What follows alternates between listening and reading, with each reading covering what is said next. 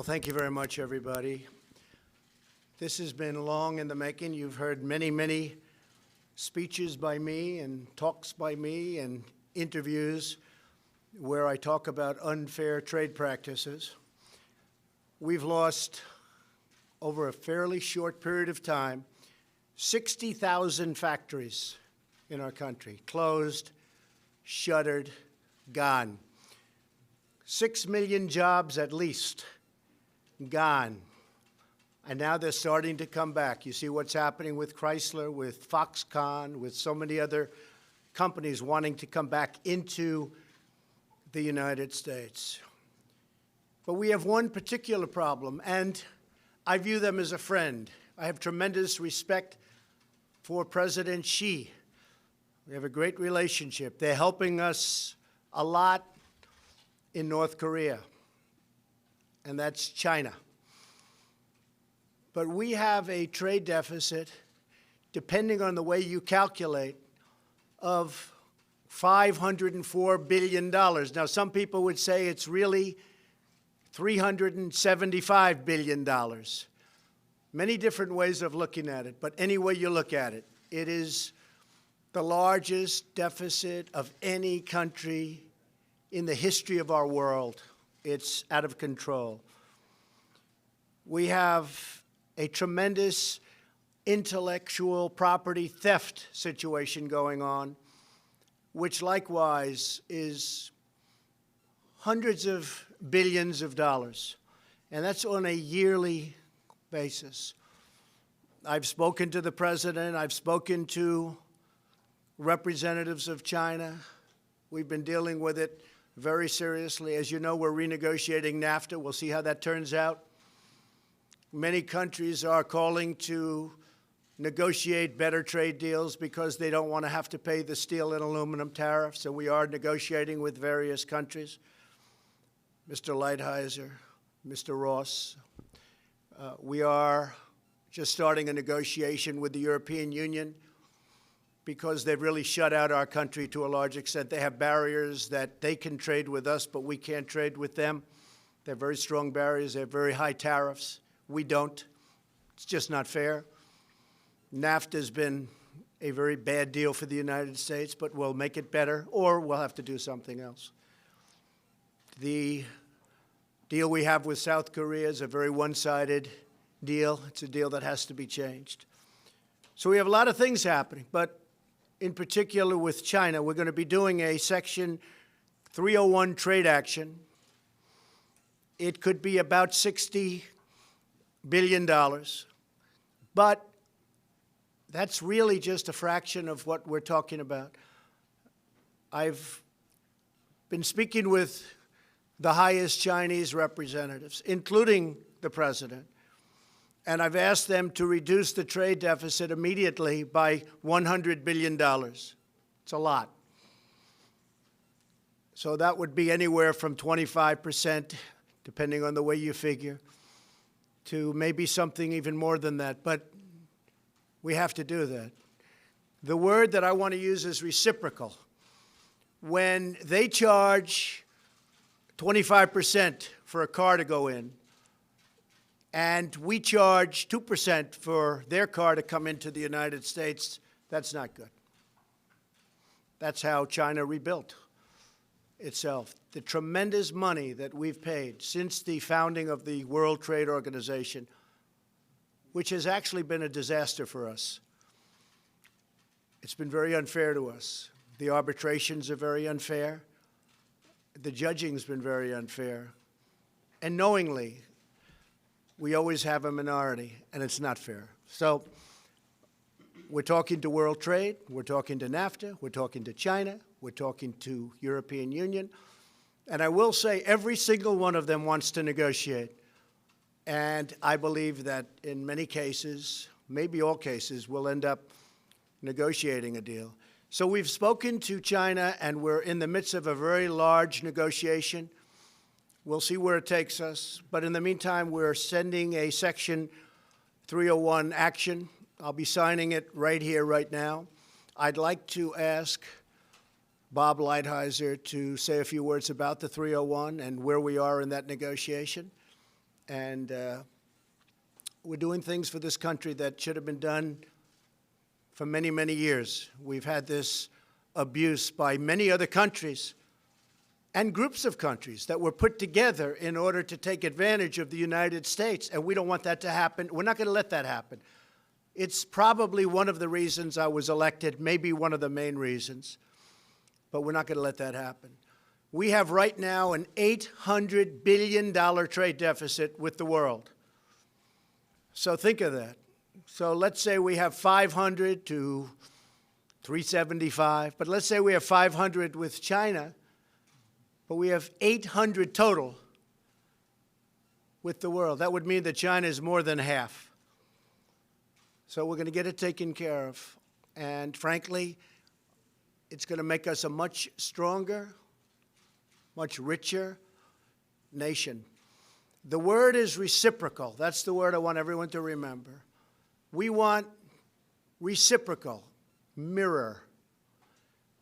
Some people call it a mirror tariff or a mirror tax. Just use the word reciprocal. If they charge us, we charge them the same thing. That's the way it's got to be. That's not the way it is. For many, many years, for many decades, it has not been that way.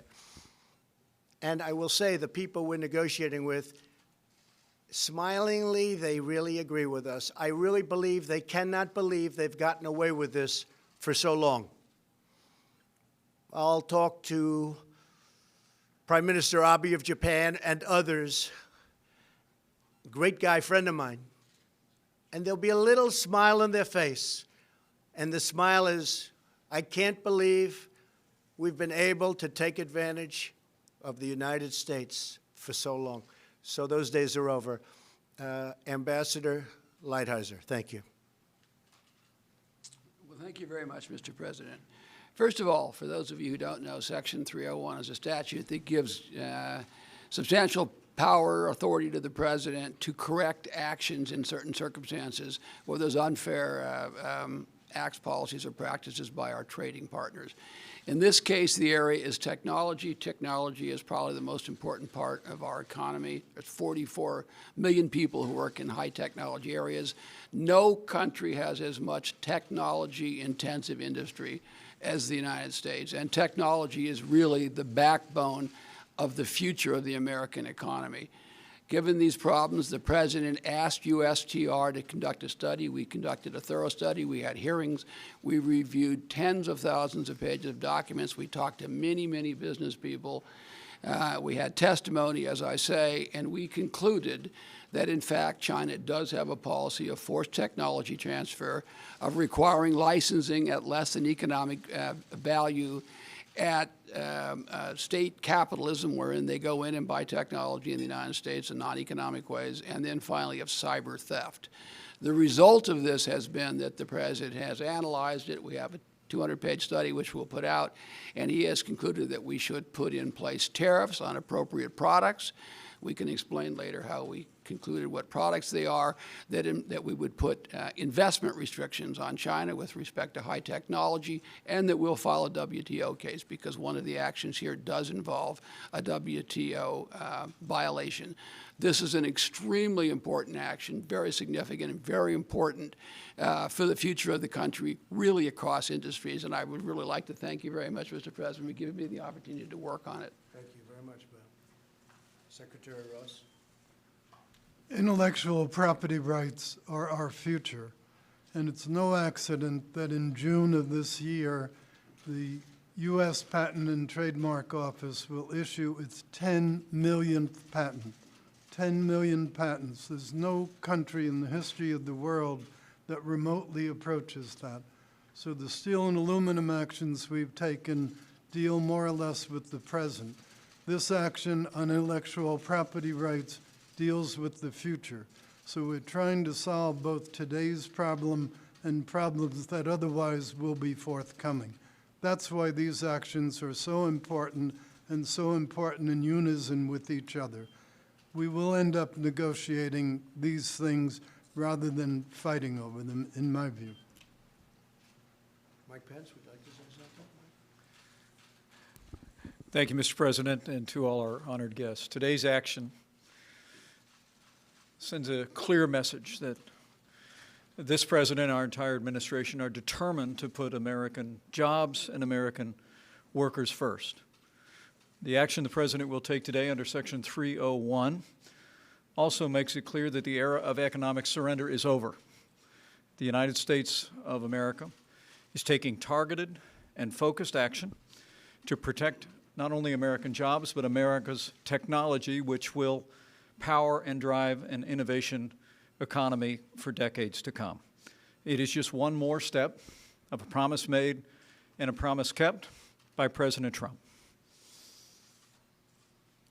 So we'll sign right now. I just want to let everybody know, just for a second time, that we are in the midst of very major and very positive negotiations. Positive for the United States, and actually very positive for other countries also.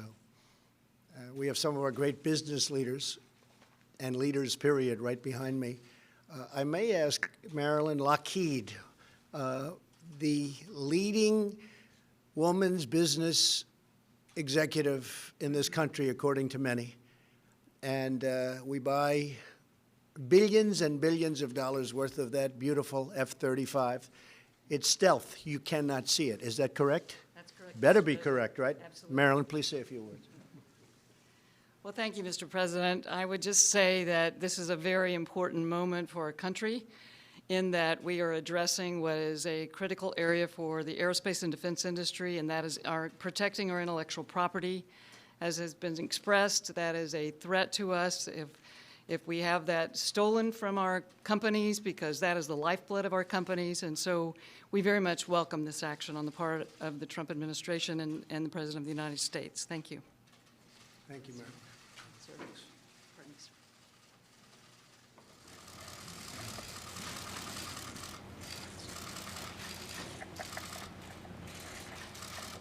This is the first of many. This is number one, but this is the first of many.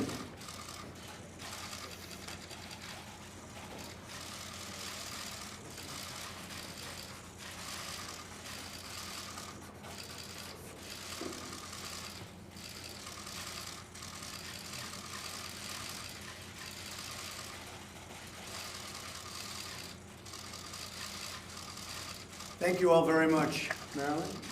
Thank you, Mr. President. Thank you very much. Would you like to testify to Special Counsel Robert Mueller, sir? Thank you.